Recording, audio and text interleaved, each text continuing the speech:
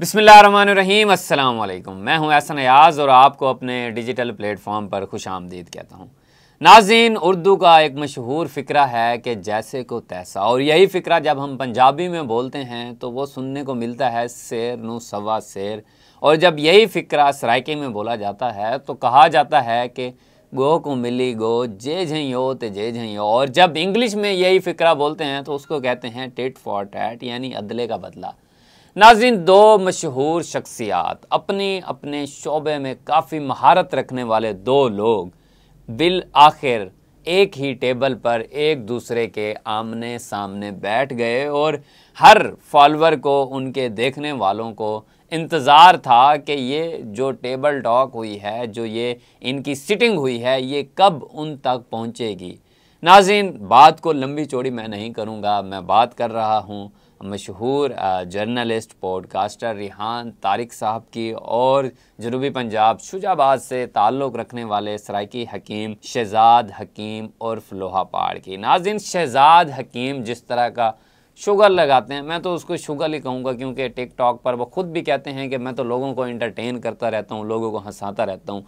तो उनकी इस तरह की फ़ैन फॉलोइंग है। और रिहान तारिक साहब जो कि पॉडकास्ट करते हैं, एक अच्छे जर्नलिस्ट हैं, तकरीबन 15 इयर्स का उनका एक्सपीरियंस है। वो पॉडकास्ट करते हैं और तल्ख सवालात करते हैं, जो कि मैं समझता हूँ कि उनका राइट भी है, और जो जवाब उनको मिलते हैं वो फिर चला देते हैं। तो फिर इन पर तनकीद व तारीफ़ चलती रहती है कि ये जानबूझकर इस तरह के सवालात करते हैं और ये कोशिश करते हैं कि शो को कंट्रोवर्सी में लिया जाए और इस तरह से हाइप क्रिएट कर देते हैं अपने व्यूज़ लेने के लिए। तो नाज़रीन, मिस्टर पतलू की इनके साथ पॉडकास्ट हुई, रिहान तारिक की हुई, डॉक्टर अफान कैसर की हुई, NCCIA के एडिशनल डायरेक्टर सरफराज चौधरी साहब जो कि FIA के ज़ेर हिरासत हैं, उनके साथ भी इन्होंने पॉडकास्ट की और हर किसी से इन्होंने इस तरह के तल्ख सवालात ज़रूर किए, किसी को रियायत नहीं दी।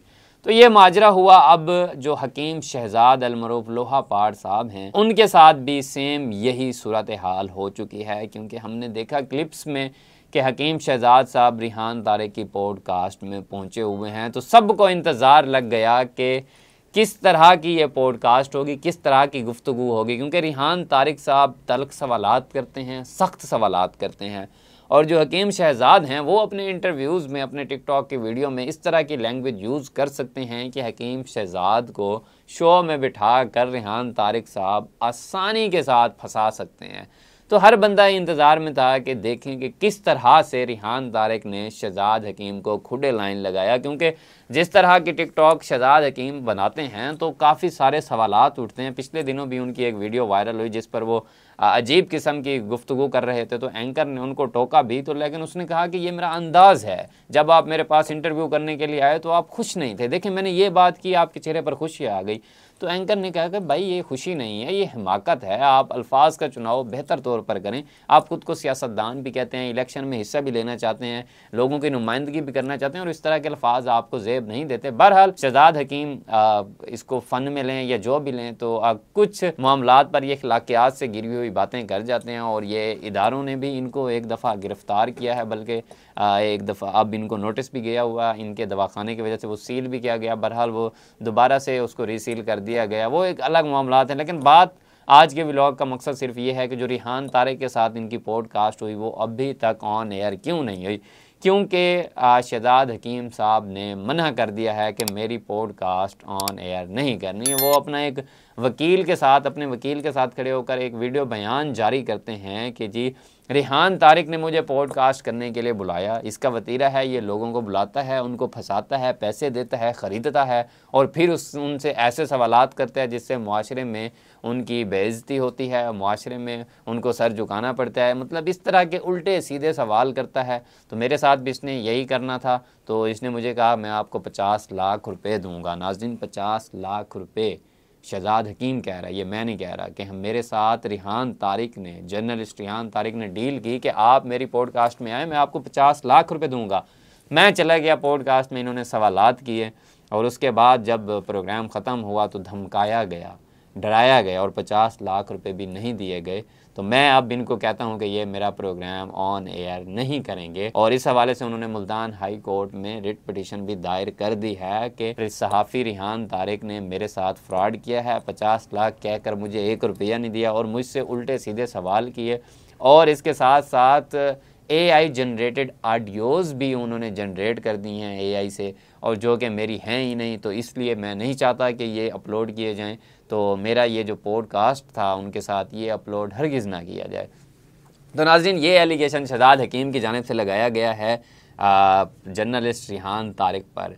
अब अगर देखा जाए तो रिहान तारिक ने शहजाद हकीम से भी बड़े बड़े लोगों को बुलाया, मिस्टर पतलू को बुलाया, फ़ान कैसर को बुलाया, DIG ऑपरेशन लाहौर को बुलाया, डोगर साहब को बुलाया, बिलाल मारत को बुलाया, और भी काफ़ी सारे लोगों को बुलाया, नदीम नानी वाला, काफ़ी सारे लोगों के साथ उसने पॉडकास्ट की। NCCI के एडिशनल डायरेक्टर सरफराज चौधरी साहब के साथ भी की। अब वो हर किसी को अगर 50 लाख देता है तो उसकी अपनी इनकम कितनी है?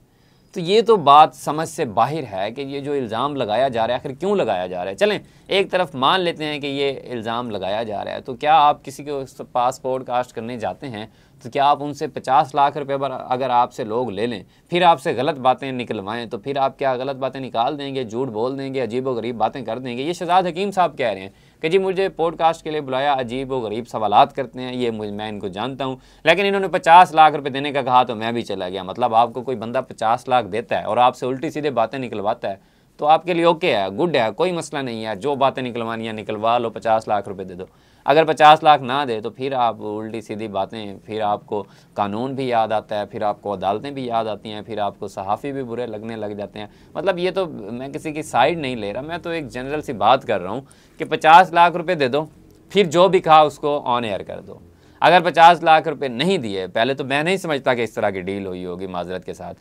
ये एक अब जैसे रिहान तारिक साहब ने किया था कि मिस्टर पतलू को पॉडकास्ट में बुलाने के बाद मिस्टर पतलू पर वो वीडियोस वगैरह शुरू कर दी, चैलेंज एक्सेप्ट हो गया। वो व्यूवरशिप लेनी थी क्योंकि मिस्टर पतलू की व्यूवरशिप बहुत ज़्यादा है, वो उनकी व्यूवरशिप लेना चाह रहा था, और मेरे मुताबिक जो ये अपना हकीम शहजाद साहब हैं वो रिहान तारिक की व्यूवरशिप लेना चाह रहे हैं, टेंशन लेना चाह रहे हैं कि जी मेरे साथ ये हो गया।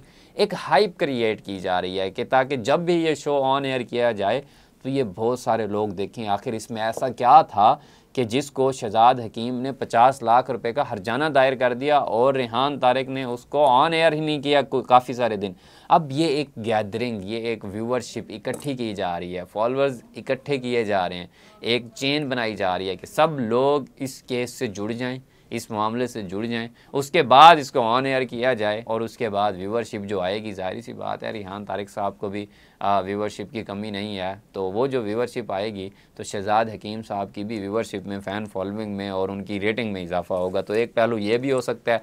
दूसरा पहलू इसका ये हो सकता है कि रिहान तारिक की जिस तरह से आदत है वो सख्त और तल्ख सवालात करते हैं और दलाइल के साथ करते हैं और सबूतों के साथ करते हैं। तो शहजाद हकीम फ़न और इंटरटेनमेंट में जिस तरह की बातें मुंह से निकाल जाते हैं तो काफ़ी सारे सवालात ऐसे हो सकते हैं जिनका उनके पास जवाब ही ना हो, उनको पता ही ना हो, क्योंकि जब आप लोकल लेवल पर बैठकर सहाफ़ियों को इंटरव्यू देते हैं तो वो एक डिफरेंट चीज़ होती है। जब आप एक नेशनल प्लेटफॉर्म पर बैठकर एक पढ़े लिखे सहाफ़ी को, एक पढ़े लिखे जर्नलिस्ट को जब आप पॉडकास्ट में बैठे होते हैं, जब आप इंटरव्यू आपसे वो कर रहा होता है, जब आपसे वो सवालात कर रहा होता है, तो उसके पीछे बहुत बड़ा उसकी एक रिसर्च होती है, उसका एक वर्क होता है, उसका एक्सपीरियंस होता है जो आपको मजबूर कर देता है कि अगर आप गलती करके आए हैं तो आप चुप कर जाएंगे। अब दूसरा पहलू ये भी हो सकता है कि ऐसे सवालात किए गए हों जो शहजाद हकीम को लगता हो कि अगर ये इंटरव्यू ऑन एयर हो गया तो उसकी माशरे में बदनामी होगी।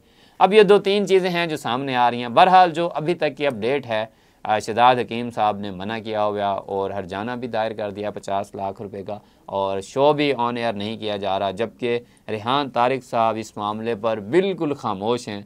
शहजाद हकीम की वीडियोज़ पे वीडियोज़ आ रही हैं। मज़े की बात यह है कि शहजाद हकीम के जो पर्सनल लोग उनके साथ होते हैं वो उस वक्त लाइव चला रहे थे और उनके पेजेस से भी वीडियोस वगैरह हुई, उनकी काफ़ी बहस हुई। और रिहान तारिक का जिस तरह का स्टाइल है वो सुकून से बैठकर सवालात करते हैं, अगले बंदे को हाइपर करते हैं। अब अगले बंदे पे डिपेंड करता है कि उसने तहम्मुल का मुजाहरा करना है या फिर हाइपर हो जाना है और जो वो चाह रहा है रिहान तारिक वो उसको उस तरह का जवाब देना है। तो बहरहाल ये 2-3 चीज़ें हैं जो कि फ्यूचर में सामने आ जाएंगी कि आखिर इसके पीछे क्या मसला था। क्या ये 50 लाख रुपए का मसला था, या एक हाइप क्रिएट की जा रही थी कि व्यूवरशिप ज़्यादा हो, लोगों की अटेंशन ज़्यादा हो, या फिर ऐसे सवालात किए गए कि शहजाद हकीम को लगता है कि अगर ये ऑन एयर हो गए तो उनकी फ़ैन फॉलोइंग में, उनकी माशरे में जो इज़्ज़त है उसमें वो कमी आ सकती है। ये 2-3 चीज़ें इसका नतीजा निकल सकती हैं। बहरहाल ये वक्त साबित करेगा जब ये, अगर ये तो पॉडकास्ट ऑन एयर हो गई। बहरहाल इस वक्त जो शहजाद हकीम के चाहने वाले हैं और रिहान तारिक के चाहने वाले हैं, सोशल मीडिया पर इनका ज़बरदस्त मुकाबला चल रहा है। वो अपने हीरो की तारीफ़ें करने में लगे हैं और शहजाद हकीम के चाहने वाले उसकी तारीफ़ें करने में लगे हुए हैं। लेकिन वक्त साबित करेगा कि रिहान तारिक ने फ्रॉड किया है या फिर रिहान तारिक ने वो चेहरा बेनिकाब किया है जिसको माशरे में होना चाहिए था। वक्त साबित कर देगा। अपडेट के लिए हमारे साथ जुड़े रहिए। अपने मेज़बान हसन याज़ को इजाज़त दीजिए। अल्लाह हाफ़िज़।